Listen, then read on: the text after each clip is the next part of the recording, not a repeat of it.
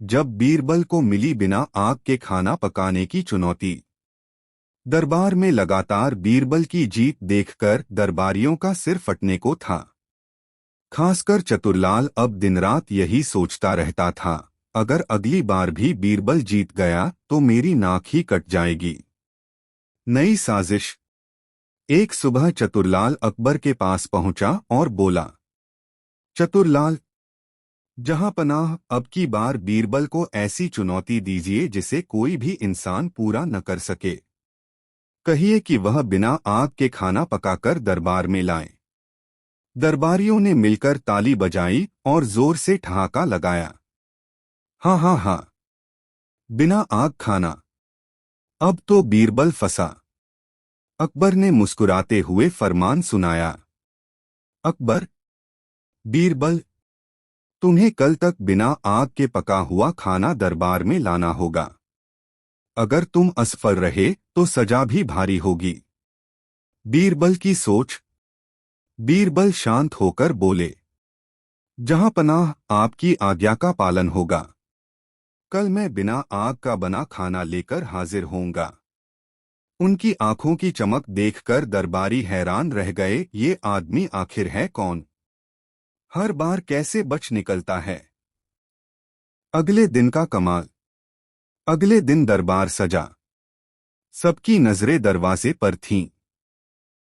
बीरबल अंदर आए और उनकी थाली में तरह तरह के व्यंजन रखे थे, पूरी, सब्जी, खिचड़ी, मिठाई तक। अकबर ने आश्चर्य से पूछा, बीरबल, ये सब किस चमत्कार से बना है? बीरबल का जवाब। बीरबल ने मुस्कुराकर कहा, जहां पनाह, यह खाना बिना आग के पका है। दरअसल मैंने इसे धूप से पकवाया है। लोहे की थाली में चावल, दाल और सब्जियां रखकर उन्हें तेज धूप में छोड़ दिया। धूप की गर्मी से सब धीरे धीरे पक गए। तो ये रहा बिना आग का बना खाना। दरबारियों की हालत। दरबारियों के मुंह खुले के खुले रह गए। कुछ दरबारी तो खाने की खुशबू सूंघकर चौंक गए, अरे, सच में तो पका हुआ है। चतुरलाल बड़बड़ाया, हे भगवान, अब तो सूरज भी इस बीरबल का साथी बन गया।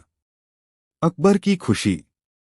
अकबर जोर से हंसे और बोले, वाह बीरबल, तुमने फिर साबित कर दिया कि बुद्धि और चतुराई से कोई भी काम संभव है। तुम्हें तो असंभव को संभव बनाने का उस्ताद कहना चाहिए। बीरबल झुककर सलाम करते हैं और पूरा दरबार तालियों से गूंज उठता है। इस तरह बीरबल ने बिना आग के खाना पकाने की चुनौती भी जीत ली। अगला भाग, जब बीरबल को मिली बिना कलम कागज के फरमान लिखने की चुनौती।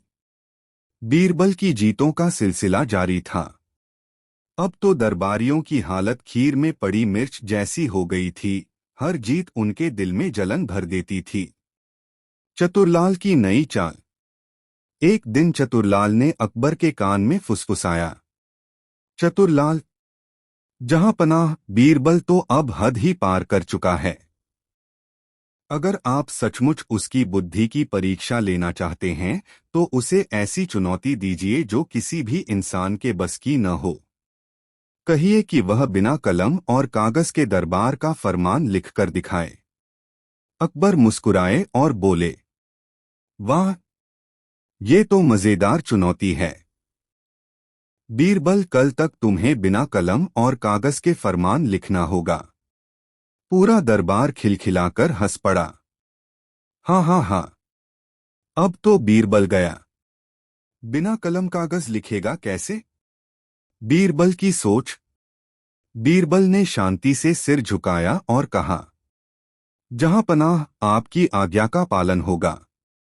कल मैं आपका फरमान लेकर दरबार में हाजिर हो जाऊंगा।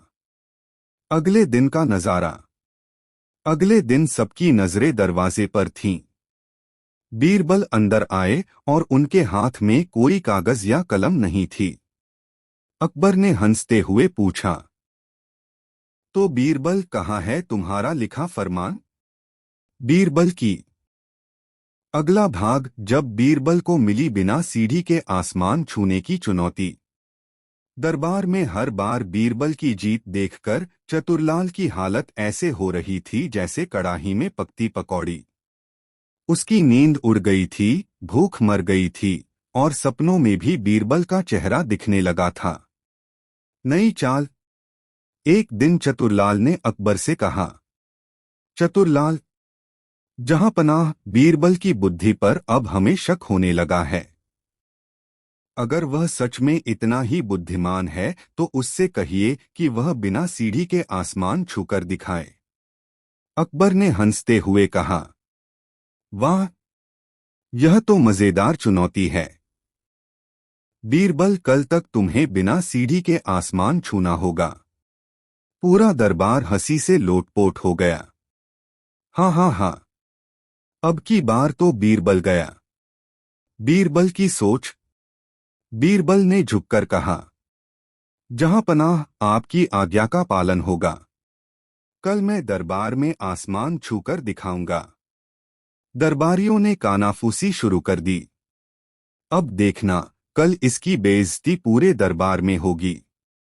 अगले दिन का कमाल। दूसरे दिन दरबार सजा। बीरबल आए और अकबर से अनुमति लेकर दरबार के बीचों बीच खड़े हो गए। फिर उन्होंने दोनों हाथ ऊपर उठाए और आसमान की ओर इशारा किया। बीरबल, जहां पनाह, देखिए, मैंने आसमान छू लिया। आसमान को छूना मतलब उसकी ओर हाथ बढ़ाना है, क्योंकि असलियत में कोई भी इंसान धरती से खड़ा होकर पूरे आसमान को छू ही लेता है। उसकी हवा, उसकी रोशनी और उसकी छाया हमारे चारों तरफ है। दरबारियों की हालत। दरबारी चौंक गए। कुछ बड़बड़ाए। ये तो फिर शब्दों का खेल खेल गया। चतुरलाल ने सिर पकड़ लिया। हाय राम, अब तो सच में मेरी अक्ल ही जवाब दे गई। अकबर की हंसी। अकबर जोर से हंस पड़े और बोले, वाह बीरबल, तुमने फिर साबित कर दिया कि दुनिया की सबसे बड़ी सीढ़ी इंसान की अक्ल है। उससे कोई भी ऊंचाई छुई जा सकती है। पूरा दरबार तालियों और ठहाकों से गूंज उठा। बीरबल मुस्कुराकर झुक गए। इस तरह बीरबल ने बिना सीढ़ी आसमान छूने की चुनौती भी जीत ली। अगला भाग, जब बीरबल को मिली आकाश में नदी बहाने की चुनौती। दरबार में बीरबल लगातार जीतता जा रहा था। हर चुनौती का जवाब वह ऐसे देता कि पूरा दरबार दंग रह जाता। अब दरबारियों की हालत यह हो गई थी कि वे रात दिन यही सोचते रहते, कैसे बीरबल को मात दी जाए। दरबारियों की साजिश। एक दिन चतुरलाल और उसके साथी दरबारियों ने मिलकर नई चाल चली। चतुरलाल फुसफुसाते हुए, अगर हम धरती और पेड़ पौधों वाली चुनौतियां देंगे तो ये हमें हमेशा मात देगा। अब की बार ऐसा सवाल करें जो आसमान से जुड़ा हो। सबने हामी भरी और दरबार में पहुंचकर अकबर से बोले, चतुरलाल, जहां पनाह, अगर आपकी इजाजत हो तो हम बीरबल की असली परीक्षा लेना चाहेंगे। उसे कहिए कि वह आकाश में नदी बहाकर दिखाए। अकबर ने ठहाका लगाते हुए कहा, वाह, ये तो मजेदार चुनौती है। बीरबल, अब तुम्हें साबित करना होगा कि तुम सच में सबसे बड़े बुद्धिमान हो। कल तक हमें आकाश में नदी दिखाओ। पूरा दरबार बीरबल की ओर देखता रह गया। कई दरबारी तो हंसते हंसते कुर्सी से गिर पड़े। अरे, आकाश में नदी, ये कैसे संभव है? बीरबल की तैयारी। बीरबल मुस्कुराए और बोले, जहां पनाह, आपकी आज्ञा शिरोधार्य। कल मैं आकाश में नदी बहाकर दिखाऊंगा। सब दंग रह गए। ये कैसे करेगा? फुसफुसाहट हर तरफ थी। अगले दिन का कमाल। अगले दिन दरबार लगा। बीरबल अपने साथ कई बड़े पात्रों में पानी और एक लंबा बांस लेकर आए। उन्होंने बांस के ऊपरी हिस्से में एक छोटा मटका बांधा जिसमें छेद कर दिए गए थे। फिर बांस को बहुत ऊंचाई पर खड़ा कर दिया गया। जैसे ही ऊपर से मटके का पानी टपकना शुरू हुआ, हवा में चमकते सूरज की रोशनी से वो बूंदें ऐसे लगने लगी मानो आकाश में नदी बह रही हो। पूरा दरबार दंग रह गया। बच्चों की तरह सभी ताली बजाने लगे। बीरबल की बात। बीरबल ने मुस्कुराकर कहा, जहां पनाह, आकाश में नदी तो हर कोई रोज देखता है। जब बादल बरसते हैं तो वही पानी की धारा आसमान से गिरती है। आज मैंने आपको बस छोटा सा नमूना दिखा दिया। असल नदी बादलों में ही छिपी होती है। अकबर की खुशी। अकबर खिलखिलाकर हंस पड़े और बोले, वाह बीरबल, तुम्हारी अक्ल के आगे तो बादल भी झुक जाते हैं। अब मुझे यकीन हो गया है कि तुम्हें कोई मात नहीं दे सकता। दरबार फिर से तालियों और हंसी से गूंज उठा। और चतुरलाल सिर पकड़कर बैठ गया। हाँ राम, ये बीरबल तो हमें कहीं का नहीं छोड़ेगा। इस तरह बीरबल ने आकाश में नदी बहाने की चुनौती भी जीत ली। अगला भाग, जब बीरबल को मिला लोहे से कपड़ा बुनने का काम। दरबार में लगातार बीरबल की जीत देखकर बाकी दरबारी जल भुन रहे थे। खासकर दरबारी चतुरलाल तो कसम खा चुका था कि किसी भी हालत में बीरबल को बेइज्जत करवा कर ही रहेगा। एक दिन उसने अकबर से कहा, चतुरलाल, जहां पनाह, बीरबल की बुद्धि में कोई शक नहीं, लेकिन कभी कभी यह चालाकी दिखाकर हमें धोखा देता है। अगर आप सच में उसकी अक्ल की परख करना चाहते हैं तो उसे ऐसी चुनौती दीजिए जो दुनिया में कभी हो ही नहीं सकती। अकबर मुस्कुराकर, तो बताओ कौन सी चुनौती? चतुरलाल, बीरबल को कहिए कि लोहे से कपड़ा बुनकर दरबार में लाए। पूरा दरबार ठहाके लगाने लगा। लोहे से कपड़ा? ये तो पागलपन है। सब दरबारी हंसते हंसते लोटपोट हो गए। अकबर भी मुस्कुराए और बोले, ठीक है बीरबल, अब तुम्हें लोहे से कपड़ा बुनकर दरबार में लाना होगा। बीरबल की सोच। बीरबल ने हाथ जोड़कर कहा, जहां पनाह, आपकी आज्ञा का पालन होगा। मुझे सिर्फ 3 दिन का समय चाहिए। अकबर ने सिर हिलाकर मंजूरी दे दी। दरबारियों के चेहरे पर हंसी और खुशी दोनों थी। अब तो बीरबल की खैर नहीं। 3 दिन बाद का नजारा। 3 दिन पूरे हुए और दरबार सजा। बीरबल बड़ी गंभीरता से अंदर आए और उनके हाथ में एक बड़ा सा कपड़े का गट्ठर था। सब हैरान थे। अरे, ये तो सचमुच कपड़ा ले आया। अकबर ने उत्सुक होकर पूछा, बीरबल, दिखाओ तो सही, ये कपड़ा लोहे से कैसे बना? बीरबल की चतुराई। बीरबल ने गट्ठर खोला और बोला, जहां पनाह, यह कपड़ा मैंने लोहे से ही बनवाया है। दरअसल लोहे की सुइयों और करघे की चौखट सब लोहे की बनी होती है। उनसे ही तो यह कपड़ा बुना गया है। अगर करघा और सुइयां लकड़ी की होती तो कपड़ा बन पाना मुश्किल था। तो देखा आपने, कपड़ा लोहे से ही बुना गया है। अकबर की हंसी। अकबर ठहाका मारकर हंस पड़े। अकबर, वाह बीरबल, तुम हर बार शब्दों का ऐसा खेल खेलते हो कि नामुमकिन काम भी मुमकिन बन जाता है। बाकी दरबारी मुंह लटकाकर रह गए। चतुरलाल तो मानो जमीन में गड़ गया। ये बीरबल तो कहीं से भी हमारी इज्जत नहीं बचने देगा। इस तरह बीरबल ने लोहे से कपड़ा बुनने जैसी नामुमकिन चुनौती भी जीत ली। अगला भाग, बिना आसमान के सूरज उगाओ। बीरबल की जीत के बाद दरबार में शोर और हंसी गूंज रही थी। लेकिन दरबारियों को अपनी हार बड़ी खल रही थी। खासकर खास दरबारी मूर्ख चतुरलाल को।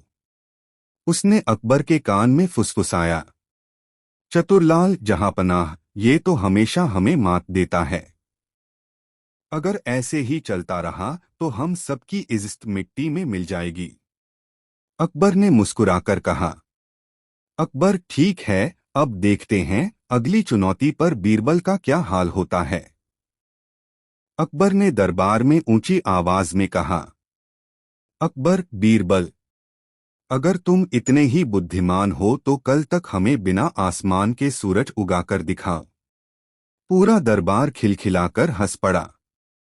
सब सोच रहे थे अब की बार बीरबल की खैर नहीं। बीरबल की तैयारी। बीरबल ने बिना कुछ कहे झुककर सलाम किया और शांत भाव से घर चले गए। रात भर वो सोचते रहे, बिना आसमान सूरज कहाँ से आएगा? इसका हल तो बहुत अलग और अनोखा होना चाहिए। अगले दिन का कमाल। सुबह जब दरबार सजा, सब बेचैन होकर बीरबल का इंतजार करने लगे।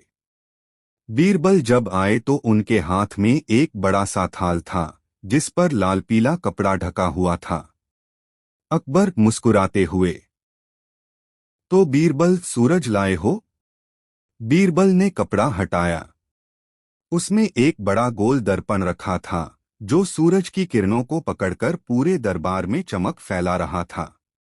बीरबल झुककर, जहांपनाह, देखिए, बिना आसमान के भी सूरज दरबार में उग आया है। ये सूरज की रोशनी है जिसे मैंने आपके दरबार में उतार दिया। दरबारियों की हालत। दरबारी आपस में फुसफुसाने लगे। एक दरबारी, ये तो कमाल हो गया। दूसरा दरबारी, भाई, ये बीरबल तो हमें रोज मूर्ख बना देता है। अकबर का जवाब। अकबर ठहाका मारकर हंस पड़े और बोले। अकबर, बीरबल, तुम सच में अद्भुत हो।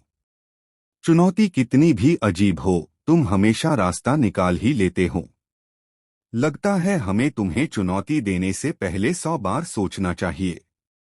बीरबल ने विनम्रता से सलाम किया और दरबार फिर से हंसी और तालियों से गूंज उठा। इस तरह बीरबल ने बिना आसमान सूरज उगाने की चुनौती भी जीत ली। जब बीरबल को मिली बिना जमीन के पेड़ उगाने की चुनौती। फतेहपुर सीकरी का दरबार। बादशाह अकबर अपने दरबारियों के साथ बैठे थे। मौसम सुहाना था, पर दरबारियों के चेहरों पर हल्की बोरियत छाई थी। अकबर ने माहौल को मजेदार बनाने के लिए अचानक ऐलान किया। अकबर, आज मैं अपने दरबारियों को एक कठिन चुनौती देता हूं। जो इसे पूरा करेगा उसे सोने की थाली में इनाम मिलेगा। सब दरबारी चौकन्ने हो गए।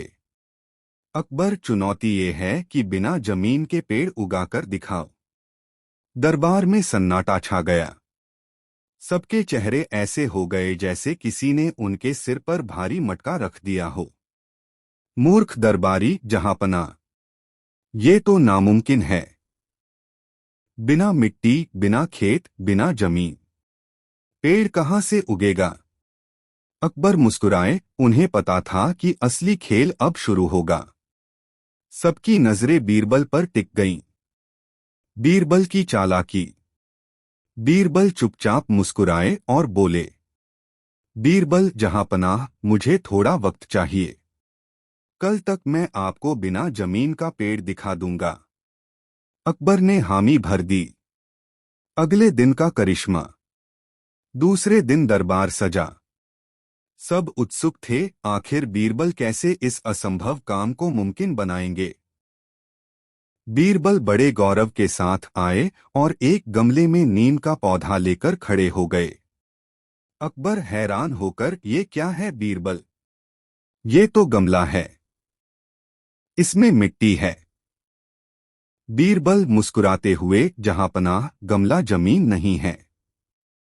जमीन तो खेतों और धरती को कहते हैं। ये तो बस एक बर्तन है जिसमें पेड़ आराम से उग रहा है। पूरा दरबार हंसी से गूंज उठा। एक और ट्विस्ट। पर बात यहीं खत्म नहीं हुई।